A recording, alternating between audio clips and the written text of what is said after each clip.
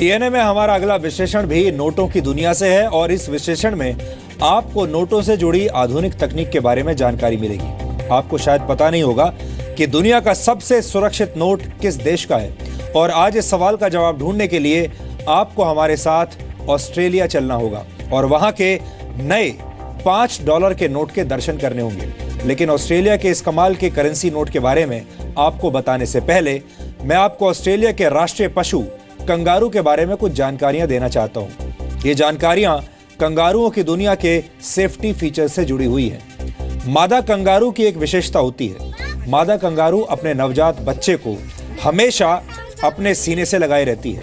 मादा कंगारू के शरीर में एक पाउच यानी एक प्रकार की थैली होती है जिसमें उसका नवजात बच्चा कई दिनों तक रहता है। इस प्राकृतिक व्यवस्था के तहत बच्चा सुरक्षित भी रहता है और मां के स्पर्श की वजह से स्वस्थ भी रहता है। डॉक्टरों की यह सलाह है कि इंसानों में भी हर मां को नवजात बच्चों की कैंगरू मदरिंग करनी चाहिए, यानी नवजात बच्चे को जितना हो सके अपनी छाती से लगाकर रखना चाहिए और मां के स्पर्श से बच्चा ज्यादा सेहतमंद और ज्यादा बुद्धिमान होता है। एक रिसर्च में डॉक्टरों ने यह पता लगाया कि जो माएं अपने नवजात बच्चों की कैंगरू मदरिंग करती हैं उनके बच्चे ज्यादा सेहतमंद और बुद्धिमान और कामयाब भी होते हैं। रिसर्च में यह भी पता चला कि ऐसे बच्चों का IQ दूसरे बच्चों के मुकाबले 53% ज्यादा होता है। यानी कैंगरू मदरिंग की यह एक तरह का अतिरिक्त सुरक्षा फीचर है जिसे अपनाकर बच्चों को कई तरह की मुश्किलों और बीमारियों से बचाया जा सकता है। अपने राष्ट्रीय पशु कंगारुओं से इस तरह की सीख लेकर ऑस्ट्रेलिया ने अपने करेंसी नोट्स में कई शानदार सेफ्टी फीचर्स शामिल किए हैं। ऑस्ट्रेलिया के करेंसी नोट्स को दुनिया में सबसे सुरक्षित करेंसीज में से एक माना जाता है। ऑस्ट्रेलिया में ज्यादातर करेंसी नोट्स पॉलीमर यानी एक तरह के प्लास्टिक से बनाए जाते हैं, लेकिन अब ऑस्ट्रेलिया के रिजर्व बैंक ने $5 के नए नोट्स में ऐसे सुरक्षा फीचर्स को शामिल किया है जो आपको शायद ही किसी दूसरे करेंसी नोट में दिखाई दे। ऑस्ट्रेलिया के इस $5 के नोट में ट्रांसपेरेंट विंडो बनाई गई है जिसमें कई तरह के चित्र छापे गए हैं। ये सभी चित्र किसी न किसी रूप में ऑस्ट्रेलिया के इतिहास और सभ्यता से जुड़े हुए हैं। इस नोट को तिरछा करने पर इसके सेफ्टी फीचर्स उभर कर सामने आते हैं। इनमें सबसे खास है ईस्टर्न स्पाइन बिल नामक पक्षी का चित्र। यह पक्षी ज्यादातर ऑस्ट्रेलिया में ही पाया जाता है। $5 के नोट पर छपे इस पक्षी के चित्र की सबसे खास बात यह है कि नोट को तिरछा करने पर यह पक्षी पंख हिलाने लगता है। हमें यकीन है कि ऐसा सिक्योरिटी फीचर आपने किसी और करेंसी नोट में नहीं देखा होगा। ऑस्ट्रेलिया के $5 के इस नोट पर करीब 21 तरह के सिक्योरिटी फीचर्स हैं। प्लास्टिक का होने की वजह से यह नोट गंदा भी नहीं होता और कटता या फटता भी नहीं है। नकली नोट छापने वालों के लिए इसकी नकल तैयार करना लगभग नामुमकिन है, क्योंकि इसमें इतने सारे सिक्योरिटी फीचर्स हैं जिनकी नकल नहीं की जा सकती। ऑस्ट्रेलिया के अलावा इस वक्त स्विट्जरलैंड के राष्ट्रीय बैंक ने भी अतिरिक्त सुरक्षा फीचर वाले नए नोट जारी किए हैं और इनकी नकल करना भी लगभग असंभव है। दुनिया के कई देश करेंसी नोटों के फीचर्स में बदलाव करके नकली करेंसी को सर्कुलेशन में आने से अब रोक रहे हैं। कनाडा में पॉलीमर नोट आने के बाद से नकली नोटों का सर्कुलेशन 74% तक कम हो गया है। कजाकिस्तान में 10,000 के नोट में आधुनिक सुरक्षा फीचर्स को शामिल किया गया है। इसके अलावा स्वीडन और मेक्सिको भी अपनी अपनी करेंसी में बदलाव करके उन्हें ज्यादा सुरक्षित बना रहे हैं। भारत के पड़ोसी देश नेपाल ने भी $10 के नोट में पॉलीमर विंडो को शामिल किया है, जिसकी नकल करना अब बहुत मुश्किल है। भारत सरकार भी आने वाले वक्त में प्लास्टिक के नए नोट छापने जा रही है, लेकिन फिलहाल हमारी करेंसी ऐसी नहीं है। उम्मीद है कि इन नए नोटों में ऑस्ट्रेलिया के नए नोट जैसे आधुनिक सिक्योरिटी फीचर्स होंगे, लेकिन फिलहाल भारत में कागज के नोट ही सर्कुलेशन में है। इसलिए हर भारतीय को आज ये पता होना चाहिए कि करेंसी नोटों की दुनिया में भारत आज भी 2G यानी सेकेंड जनरेशन की सुरक्षा प्रणाली इस्तेमाल कर रहा है, जबकि दुनिया के कई देश अपने करेंसी नोटों को 4G यानी फोर्थ जनरेशन वाले नोटों में बदल चुके हैं।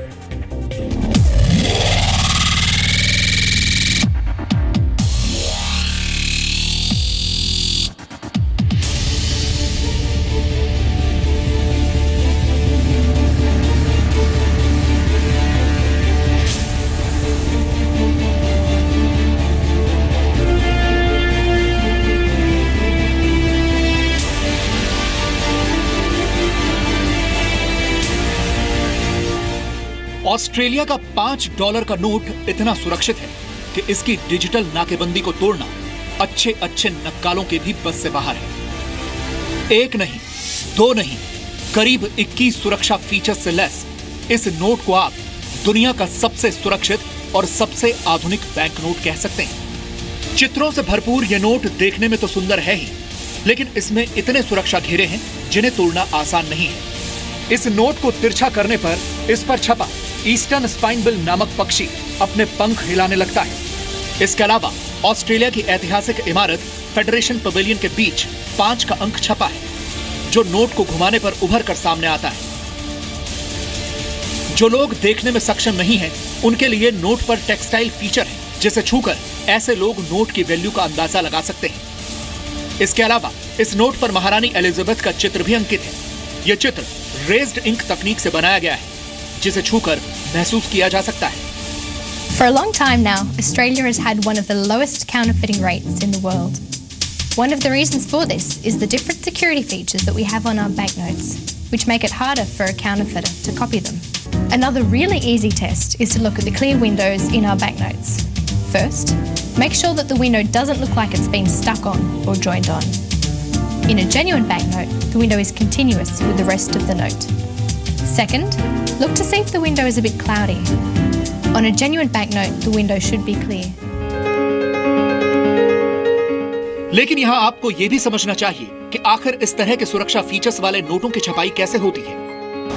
इसके लिए हम आपको स्विट्जरलैंड लिए चलते हैं, जहाँ का नेशनल बैंक भी ऑस्ट्रेलिया की तरह ही अतिरिक्त सुरक्षा फीचर्स वाले नोट छाप रहा है। इसके लिए सबसे पहले नए नोटों के ग्राफिक्स डिजाइन किए जाते हैं और फिर इन डिजाइनों वाली प्लेट का निर्माण होता है, जिसकी कई बार जांच की जाती है। इसके बाद प्रिंटिंग वाली जगह पर एक खास तरह का कागज लगाया जाता है। इस कागज पर पहले से कई सुरक्षा फीचर्स मौजूद होते हैं। सबसे पहले ऑफसेट प्रिंटिंग की जाती है। इसके तहत नोट के कागज के आगे पीछे रंगीन छपाई की जाती है। इस सारी प्रक्रिया को बहुत सावधानी से अंजाम दिया जाता है, ताकि जरा सी भी चूक न हो। इसके बाद सिल्क स्क्रीन प्रिंटिंग का नंबर आता है और इसी दौरान नोटों पर खास तरह की चमकीली पट्टी को अंकित किया जाता है। इसके बाद नोटों में सुरक्षा पट्टी को छोड़ा जाता है। इस पट्टी पर छोटे छोटे शब्द गुदे होते हैं और नोट की वैल्यू का नंबर भी लिखा होता है। इसके बाद इन नोटों पर एक चमकीले रंग का ग्लोब लगाया जाता है, जो नोट को आड़ा तिरछा करने पर अपना रंग बदलता है। इसके बाद इंटेलियो प्रिंटिंग के जरिए इस नोट में एक और सुरक्षा फीचर जोड़ा जाता है और फिर माइक्रो परफोरेशन यूनिट में लेजर की मदद से इस नोट में छोटे छोटे छेद किए जाते हैं, जिनका आकार स्विस क्रॉस जैसा होता है और रोशनी में ये छोटे छोटे छेद दिखाई भी देते हैं। इसके बाद नंबरिंग प्रेस में नोट पर सीरियल नंबर की छपाई होती है। इस सीरियल नंबर में अंग्रेजी के अक्षरों और नंबरों का कॉम्बिनेशन होता है और फिर आखिर में इन नोट्स पर आगे और पीछे की तरफ वार्निशिंग की जाती है, यानी एक खास तरह का लेप लगाया जाता है, जिससे नोट को फिनिशिंग मिलती है। इससे नोट ज्यादा टिकाऊ हो जाता है और गंदा भी कम होता है। इसके बाद कटिंग सेक्शन में इन नोटों की शीट को बराबर आकार में काटा जाता है और इनकी फिर से जांच की जाती है। एक खास मशीन प्रति सेकंड 40 नोटों की जांच करती है और फिर ये नोट 1,000 के बंडल की शक्ल में सर्कुलेशन में भेज दिए जाते हैं।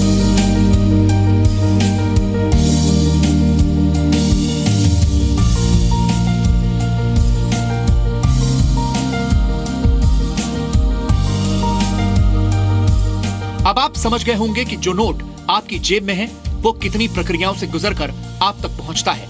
लेकिन भारत में अब भी नोटों के सुरक्षा फीचर्स विकसित देशों के मुकाबले कम हैं। लेकिन हमें उम्मीद है कि आने वाले दिनों में भारतीय करेंसी भी ज्यादा सुरक्षित और ज्यादा मजबूत होगी। ब्यूरो रिपोर्ट, जी मीडिया। तो हमने आपको नोटों के लिए लगने वाली लाइनें भी दिखाई और ऑस्ट्रेलिया और स्विट्जरलैंड के आधुनिक करेंसी नोट के बारे में भी आपको बताया।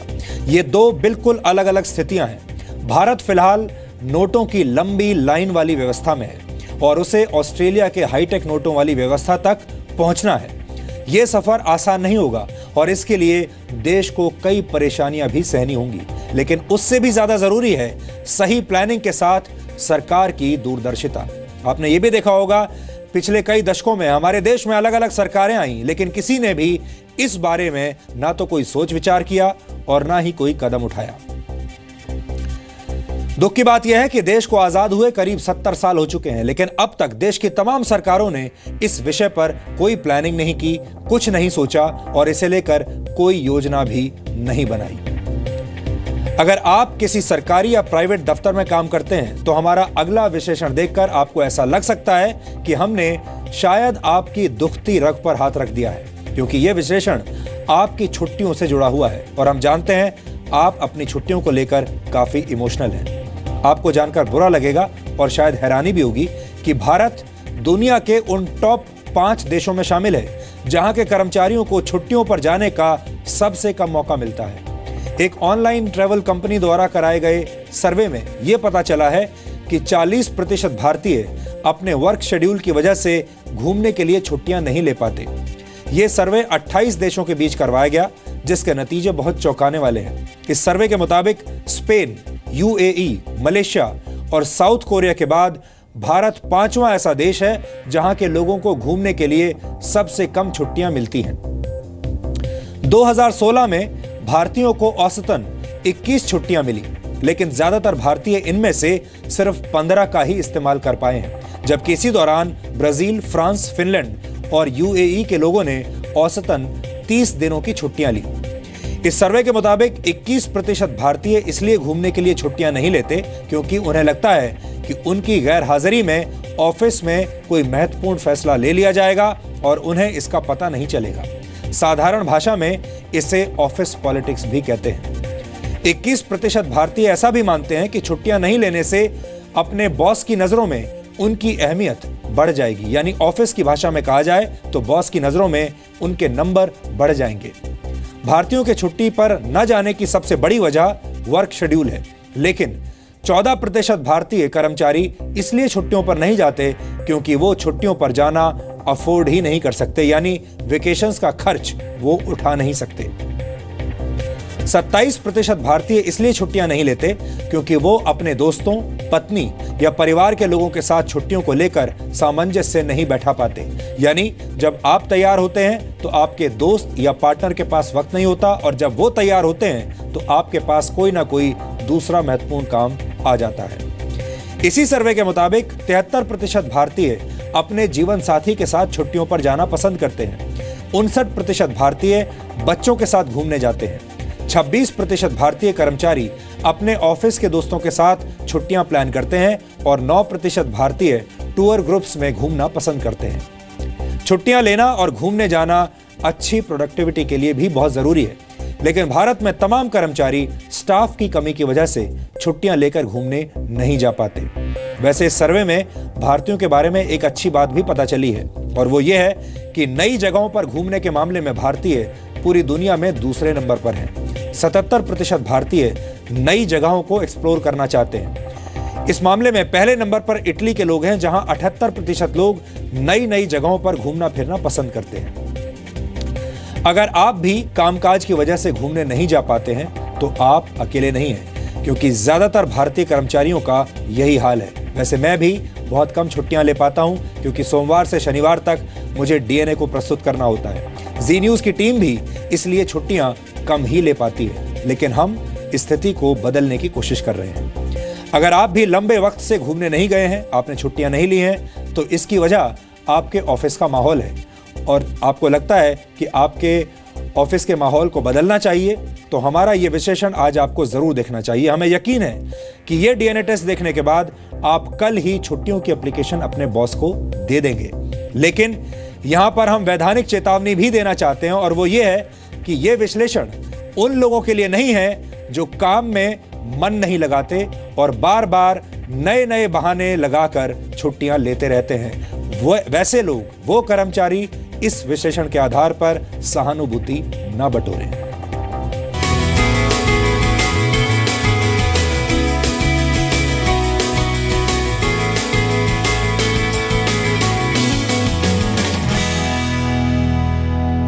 साल खत्म होने वाला है, क्या आपकी भी छुट्टियों वाली झोली खाली है? क्योंकि सारे फ्रेंड्स वीकेंड पे एंजॉय करने जाते हैं, हम काम में लगे रहते हैं उस टाइम भी। कंपनी के लिए प्रोड्यूस करते रहो काम, that's it. You don't need set time for yourself और फॉर योर फैमिली। थोड़ा छुट्टी मिलना ज़रूरी है, ब्रेक लेना ज़रूरी है। भारत में विदेशी सैलानी तो खूब आते हैं, लेकिन भारतीय उतनी तादाद में बाहर घूमने नहीं जा पाते, क्योंकि 40% भारतीयों को काम से फुर्सत ही नहीं मिलती। जबकि छुट्टियों वाली खाली झोली के मामले में भारत से आगे सिर्फ साउथ कोरिया है, जहां 43% लोग वर्क शेड्यूल की वजह से छुट्टियां नहीं ले पाते। लंबी छुट्टी तो लिए हुए काफ़ी टाइम हो गया। लास्ट टाइम मैं गया था दिसंबर 1 को अंडमान 4 दिन के लिए। 4 दिन लंबी छुट्टी थी? 4 दिन लंबी छुट्टी थी। मैम ऑब्वियस सी बात है, बॉस को टेंशन हो जाती है, भाई काम पे से चले जाएंगे, करेगा कौन, सबको छुट्टियाँ चाहिए। बट लंबी छुट्टी हाँ ये हो जाता है कि अगर हम मांगते हैं तो वो प्रॉपर नहीं मिल पाती कभी भी। 12 से 29 सितंबर के बीच हुए एक सर्वे में 28 देशों के 9,424 लोगों ने हिस्सा लिया। छुट्टियां लेने की आदत और मौकों पर अपनी राय भी दी। इस सर्वे में 63% भारतीयों ने माना कि उन्हें जितनी छुट्टियां एचआर की तरफ से दी गई थी, उतनी वो साल भर में नहीं ले पाए। जबकि 40% भारतीय इसलिए छुट्टियां नहीं ले पाए क्योंकि उनके छुट्टी पर जाने के बाद स्टाफ की कमी की वजह से काम प्रभावित होता है। यूरोप पे एक कंसेप्ट है कि they work very hard and they enjoy also very nicely. So Monday to Friday बहुत मेहनत करते हैं, बट सैटरडे संडे उनको कोई डिस्टर्ब ना करे। They like to have their own vacations and enjoy life. So I mean that trend is there. India में वो ट्रेंड नहीं है, पर धीरे धीरे वो ट्रेंड आ रहा है। अभी फिलहाल वो ट्रेंड नहीं है। 2014 में भी जब ये सर्वे किया गया तो पता चला कि छुट्टियों पर घूमने जाने वाले 50% भारतीय जब लौट कर आते हैं तो काम पर ज्यादा ध्यान केंद्रित कर पाते हैं।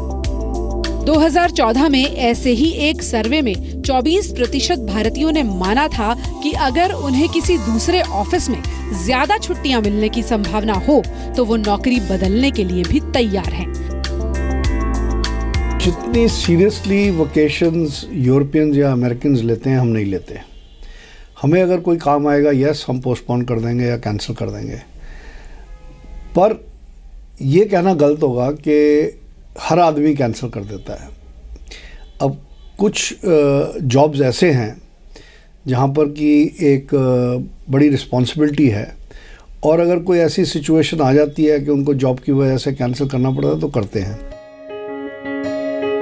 लेकिन ज्यादातर भारतीयों का छुट्टियों वाला लक मजबूत नहीं है। इसके पीछे काम का प्रेशर और स्टाफ की कमी तो एक वजह है ही, दूसरी वजह है असुरक्षा की भावना। क्योंकि छुट्टियों पर जाने वाले ज्यादातर भारतीयों को ये लगता है कि उनकी गैरहाजिरी में कोई और उनकी जगह ले लेगा, या बॉस से चुगली कर देगा, या फिर वो ऑफिस में होने वाले किसी महत्वपूर्ण फैसले का हिस्सा नहीं बन पाएंगे। लंबी छुट्टी बोल के कुछ होती नहीं एक्चुअली। जो आप when you start working there is nothing called long holiday, you will get it, but problem होती है आपको, आपके एम्प्लॉयज़ रहते हैं, you are accountable to them, आप ऐसे काम बीच में छोड़ के नहीं आ सकते हो। तो छुट्टियां नहीं मिलती हैं, छुट्टियां बहुत कम मिलती हैं। 4 days मैक्सिमम, उससे ज़्यादा मिलती ही नहीं है। अगर उससे ज़्यादा लोगे तो manager will come and he will question you more that why you need more leaves. So that's why we are not getting leave for ourselves only. लेकिन ज्यादा काम को ज्यादा प्रोडक्टिविटी का जरिया मानने वाले लोगों को शायद ये नहीं पता कि हफ्ते में 40 घंटे से ज्यादा काम करने पर आपकी प्रोडक्टिविटी बढ़ने के बजाय घटने लगती है। अलग अलग स्टडीज को आधार बनाकर ये निष्कर्ष निकाला गया है कि हर दिन 10 घंटे काम करते रहने से भी काम की गुणवत्ता बेहतर नहीं होती, बल्कि इसमें गिरावट ही आती है। इंडिया जो है एक ट्रांजिशन के बीच में से जा रहा है। एक जनरेशन है जो कि छुट्टियां नहीं लेती। अभी जैसे एक बिल्डर की बेचारे की डेथ हुई, मल्टी बिलियनर, बहुत उसने बिल्डिंगें बनाई, तो मैं वहाँ गया तो पता लगा कि उसका पासपोर्ट ही नहीं बना हुआ था। He had never seen the world. तो हमारा ये कहना है, अब जो मॉडर्न जनरेशन है, जो नई जनरेशन है, वो तो कहती है कि जिस दुनिया में पैदा हुए हैं वो दुनिया देखो, और ये ट्रेंड चेंज हो रहा है, बड़ी फास्ट चेंज हो रहा है। इसीलिए अगर आप भी काम के दीवाने हैं और आपको लगता है कि छुट्टियां वक्त की बर्बादी है, तो अपने दिल और दिमाग को रीट्यून कीजिए, इसे छुट्टियों वाली फ्रीक्वेंसी पर सेट कीजिए और एक अच्छा सा हॉलिडे प्लान कर लीजिए। रूफी जैदी के साथ ब्यूरो रिपोर्ट, जी मीडिया, दिल्ली।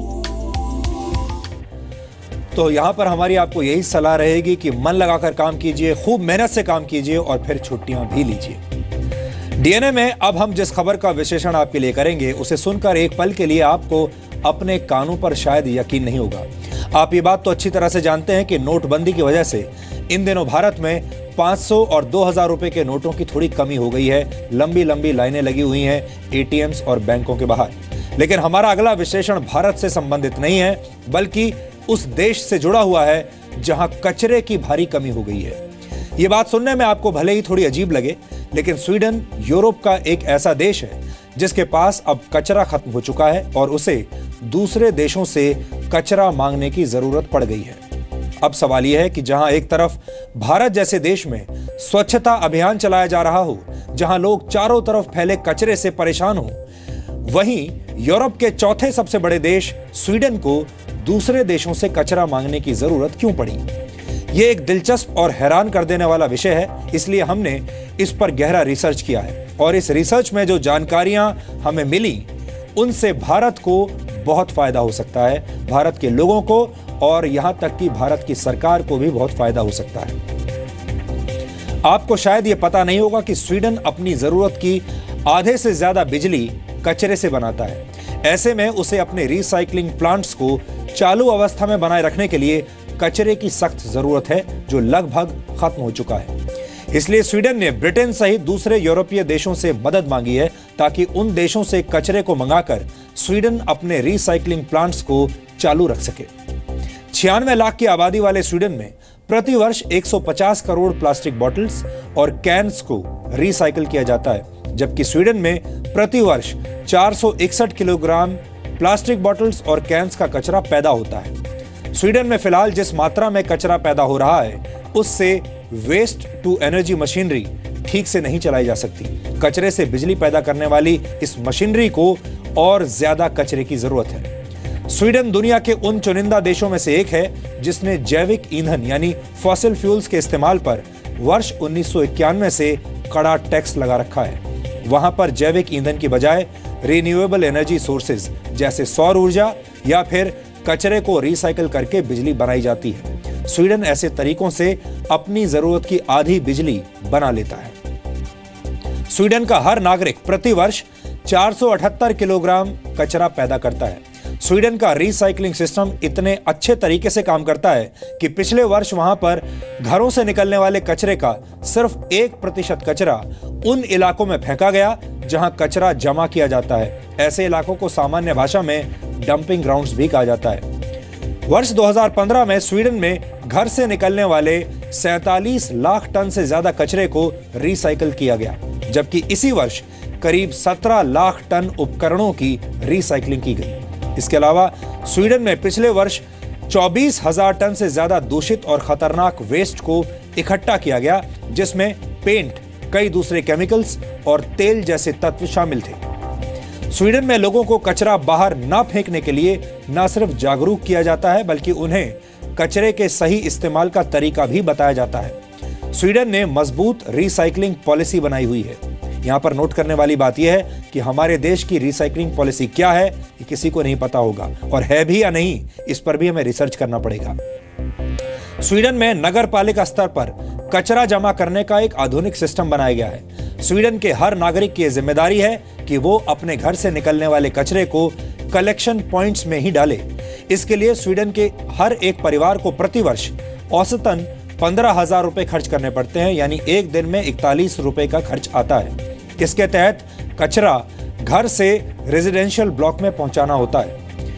फिर उस कचरे को अंडरग्राउंड कंटेनर और ऑटोमेटेड वैक्यूम सिस्टम की मदद से रिसाइकलिंग प्लांट में लाया जाता है। इससे ट्रांसपोर्टेशन की लागत भी बचती है और सड़क पर बदबू भी नहीं फैलती। इन सभी प्रक्रियाओं से गुजरने के बाद बिजली पैदा की जाती है। हालांकि कचरे से बिजली का उत्पादन कैसे किया जाता है, ये हम आपको आगे अपनी रिपोर्ट में दिखाएंगे।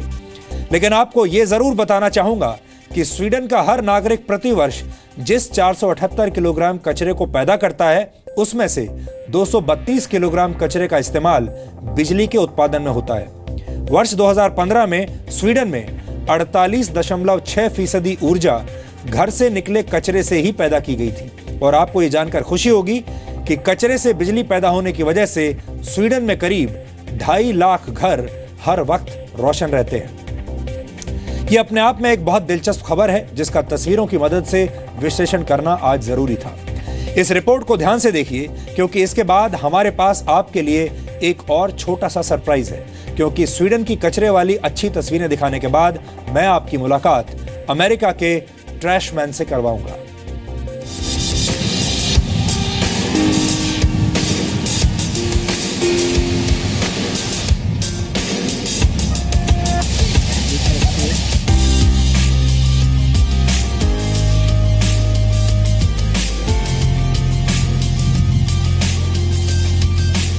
स्वीडन एक खूबसूरत देश है।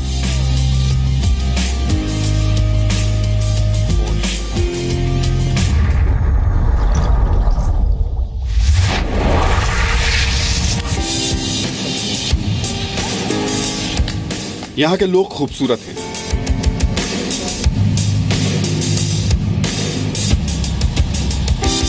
वो दुनिया के 10 सबसे साफ सुथरे देशों की श्रेणी में शामिल हैं।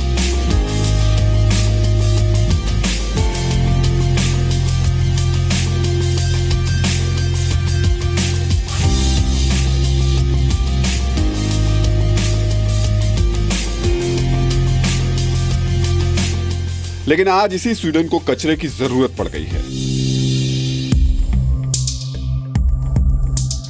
Garbage and more garbage. और इस देश की हालत ऐसी हो गई है कि कचरे की कमी की वजह से वो दूसरे देशों में पैदा हुए कचरे को अपने घर में लाने पर मजबूर हो गया है।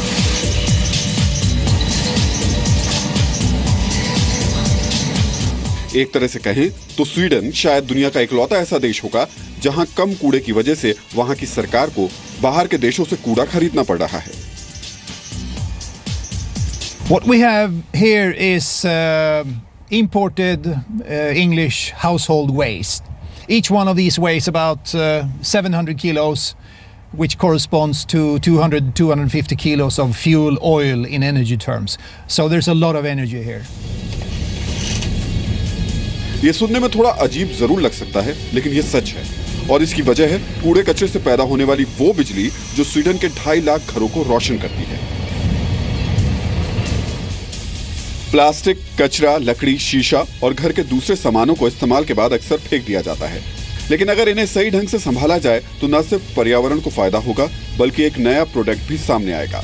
स्वीडन में कुछ ऐसा ही हो रहा है। Swedes produce a fair amount of waste, approximately 460 kilos per person a year, which amounts to 4.4 million tons every year. Less than 1% goes to landfill, and the rest is about 50-50 recycled and energy recovery. दरअसल Sweden में कचरे में फेंक दी जाने वाली बोतलों और plastic के पैकेट्स का इस्तेमाल न सिर्फ वहां तेज ठंड के मौसम में घरों को गर्म रखने के लिए किया जाता है, बल्कि घर से निकलने वाले कचरे से बिजली भी पैदा की जाती है। स्वीडन में जरूरत की आधी से ज्यादा बिजली कचरे से बनाई जाती है।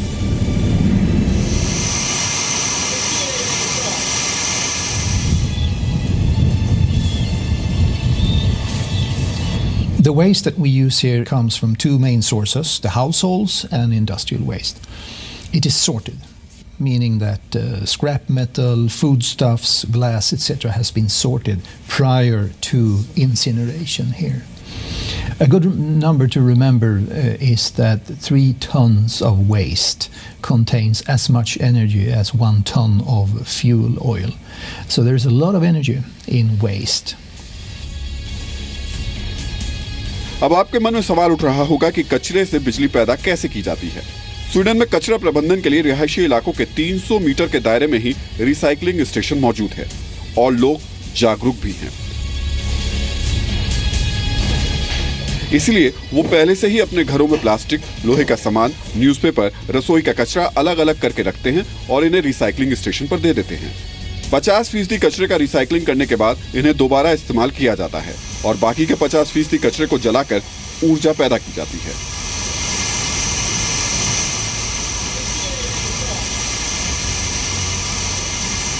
This is the optical sorting system.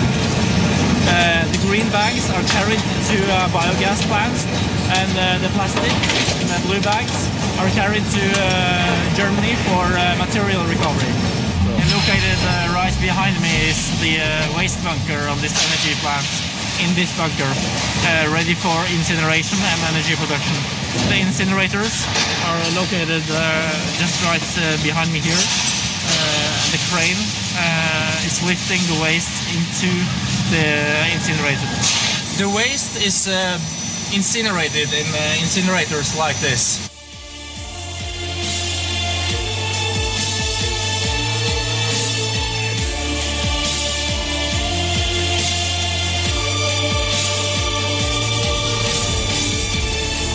जो कचरा जलाया जाता है वो पानी को गर्म कर देता है, जिससे भाप पैदा होती है, जिसकी वजह से टरबाइन को बिजली मिलती है और ऊर्जा पैदा होती है।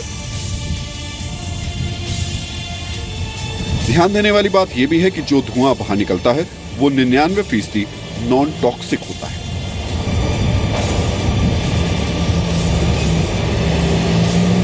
And in the bunker there's a big claw, and that claw takes the waste up to the boiler. You can look inside here, and it's 1000 degrees. Sweden की सरकार ने नेशनल रिसाइकलिंग प्रोसेस के तहत वहां ऐसी व्यवस्था बना रखी है जिसके माध्यम से कूड़े को जलाने के बाद जो हीट पैदा होती है उस हीट को लोगों के घरों तक पहुंचाया जाता है ताकि सर्दियों में उन्हें राहत मिल सके। आपको बता दें कि जब कूड़े को जलाया जाता है तब उसका हीट नेशनल हीटिंग नेटवर्क तक पहुंचता है, जिसके जरिए कड़ाके की ठंड वाले मौसम में लोगों के घरों तक गर्मी पहुंचाई जाती है। इसी वजह से स्वीडन में कूड़े की खपत ज्यादा है। वहां सिर्फ सरकार ही नहीं बल्कि गैर सरकारी कंपनियां भी कूड़े के आयात निर्यात और उसे जलाने के काम में निवेश करती हैं। अच्छी बात यह भी है कि भविष्य में कूड़े को सही तरीके से इकट्ठा करने के लिए स्वीडिश नगरपालिका नए नए तरीके की खोज में जुटी हुई है। उनका ध्यान एक ऐसी व्यवस्था को स्थापित करने पर केंद्रित है जिसके माध्यम से ऑटोमेटिकली कचरे को उठाना संभव हो, जिससे सड़क पर रखे जाने वाले डस्टबिन को हटाया जा सके जो सड़कों के स्पेस के बड़े हिस्से पर कब्जा जमाए रहते हैं। ब्यूरो रिपोर्ट, जी मीडिया। स्वीडन की खूबसूरत तस्वीरों के बाद अब जरा अपने देश भारत की बात करते हैं। भारत पर नजर डालिए। बिजली की कमी और यहां वहां जमा होता कचरा दोनों ही परेशान करने वाली बातें हैं और भारत जैसे विकासशील देश इन दोनों ही समस्याओं से ग्रस्त है। यानी अगर कचरे से बिजली बन जाए तो दोनों समस्याओं का हल हो सकता है। वैसे अच्छी बात यह है कि भारत में इसकी शुरुआत हो चुकी है, लेकिन आप सब जानते हैं भारत में एक तरफ हमारी समस्या यह है कि बहुत सारे गांवों में, शहरों में 24 घंटे बिजली नहीं आती क्योंकि बिजली की कमी है। और दूसरी समस्या यह है जो आपने भी महसूस की होगी, जैसे ही आप अपने घर से बाहर निकलेंगे आपको कूड़ा आपके घर के आसपास सड़कों पर ऐसे ही पड़ा हुआ मिलेगा।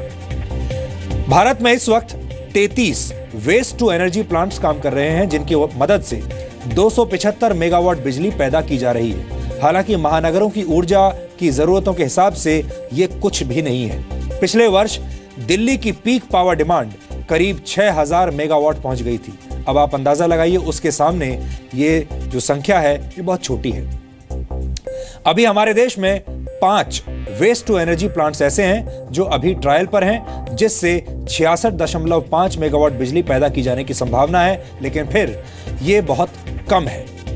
स्वच्छ भारत अभियान के तहत मिनिस्ट्री ऑफ अर्बन डेवलपमेंट के पास 22 अलग अलग राज्यों से 53 ऐसे प्रस्ताव आए हैं जिनमें यह कहा गया है कि वो राज्य कचरे से बिजली पैदा करने के इच्छुक हैं। इन सभी राज्यों में पैदा होने वाले कचरे से 405 मेगावाट बिजली पैदा किए जाने की संभावना है। आपको बता दूं कि भारत में सालाना 6 करोड़ टन से ज्यादा कचरा पैदा होता है, जिसमें दिल्ली, मुंबई, चेन्नई, हैदराबाद, बेंगलुरु और कोलकाता जैसे महानगर 1 करोड़ टन कूड़ा पैदा करते हैं। इंटरनेशनल सॉलिड वेस्ट एसोसिएशन की रिपोर्ट के मुताबिक चाइना और अमेरिका के बाद भारत दुनिया का तीसरा सबसे ज्यादा कूड़ा कचरा जनरेट करने वाला देश है। ऐसा अनुमान है कि वर्ष 2030 तक भारत में कचरा पैदा होने की संख्या 6 करोड़ टन से बढ़कर 16 करोड़ टन से ज्यादा हो जाएगी। इस कूड़े को रखने के लिए बहुत सारी जगह की जरूरत भी पड़ेगी। वर्ष 2030 तक 16 करोड़ टन से ज्यादा कचरे को बिना रिसाइकल किए अगर ऐसे ही डंपिंग ग्राउंड में फेंका जाता रहा तो प्रति वर्ष 1240 हेक्टेयर जमीन की जरूरत पड़ेगी। वैसे आपको यह भी बता दूं कि वर्ष 2050 तक भारत में करीब 44 करोड़ टन कचरे के पैदा होने की संभावना है। संभावना शायद सही शब्द नहीं होगा, हमें यह कहना चाहिए कि आशंका है। इस मामले में भारत अगर चाहे तो स्वीडन से बहुत कुछ सीख सकता है।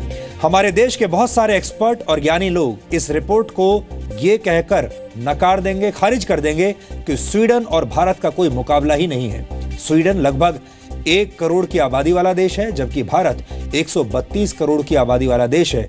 दोनों के बीच कोई तुलना हो ही नहीं सकती। लेकिन हम यहां पर यह कहना चाहते हैं कि दुनिया में जहां पर भी अच्छा काम हो रहा है, जहां पर भी आपको बेस्ट प्रैक्टिसेस देखने को मिलती हैं, भारत को उससे जरूर सीखना चाहिए। और उदाहरण पेश करने के लिए हम हो सकता है पूरे भारत में ऐसी प्रणाली ना शुरू कर पाएं, लेकिन हम किसी एक शहर या 2 शहरों से तो शुरुआत कर ही सकते हैं। हम दिल्ली से शुरुआत कर सकते हैं, हम मुंबई से, बेंगलुरु या हैदराबाद से शुरुआत कर सकते हैं, और अगर वो भी नहीं कर सकते तो गोवा जैसी छोटी जगह से, गोवा जैसे छोटे इलाके से भी हम इस प्रणाली की शुरुआत कर सकते हैं। लेकिन जो बात मायने रखती है वो ये है कि अब बहुत हो चुका, हमें इसकी शुरुआत कहीं ना कहीं से जल्द करनी ही होगी।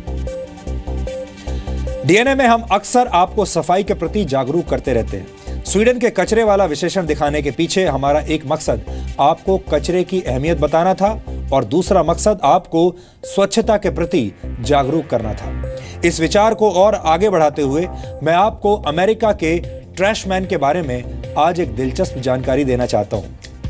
अभी आप जिस शख्स की तस्वीरें अपने टेलीविजन स्क्रीन पर देख रहे हैं, उनका नाम रॉब ग्रीनफील्ड है। रॉब अमेरिका के एनवायरमेंटल एक्टिविस्ट हैं और वो सफाई के प्रति लोगों को जागरूक करने के लिए तरह तरह के अभियान चलाते रहते हैं। और इसी वर्ष सितंबर के महीने में रॉब ने कूड़ा कचरा फैलाने वाले लोगों को सही रास्ता दिखाने के लिए 1 महीने का एक नया और बिल्कुल अनोखा अभियान चलाया था।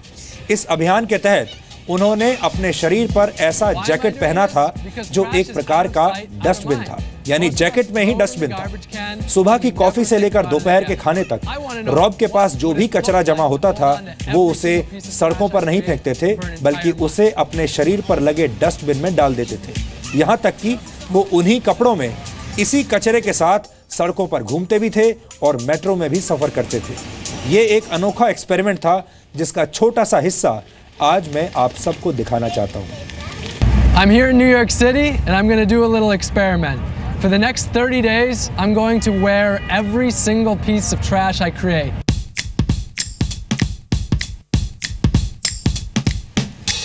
I'm going to live just like the average American, creating 4.5 pounds of trash per day. I'll eat, shop, and consume just like the average person does.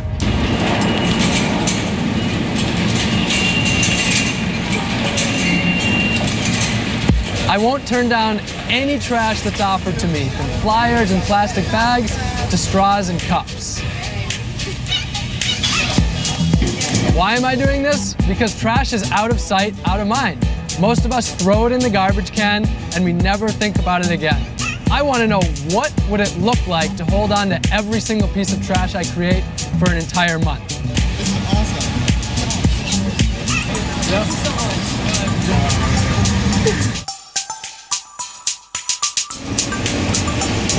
Today is day 19 of wearing every single piece of trash that I create, and I am up to 58 pounds of trash.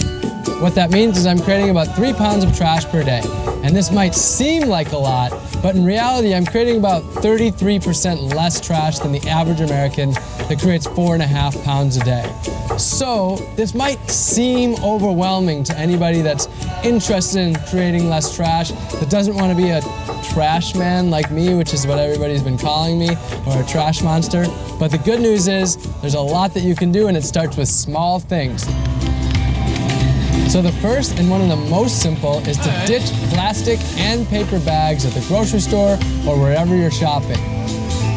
Instead, you can get a reusable bag. This is one of my favorites. I've had this for 4 years. It's called a Chico bag, and it fits into this tiny pocket, so it's easy to bring anywhere you go. Instead of paper towels, napkins, and tissues, whether you're at home or you're at restaurants, instead, you can just use reusable cloths. They don't have to be anything fancy at all. These have existed for hundreds of years, and they can save you a ton of money. It's really convenient and easy to just get disposable cups when you're getting your coffee or your tea or something like that. It's really easy to just bring your own cup or your own mug or even just a mason jar wherever you're going to get a drink. And doing that, no more cups to the landfill. This will keep thousands of plastic bottles from ever needing to be made and save you a ton of money. Start with just one of them if it seems overwhelming, and once you have success with that, you can continue on to the rest.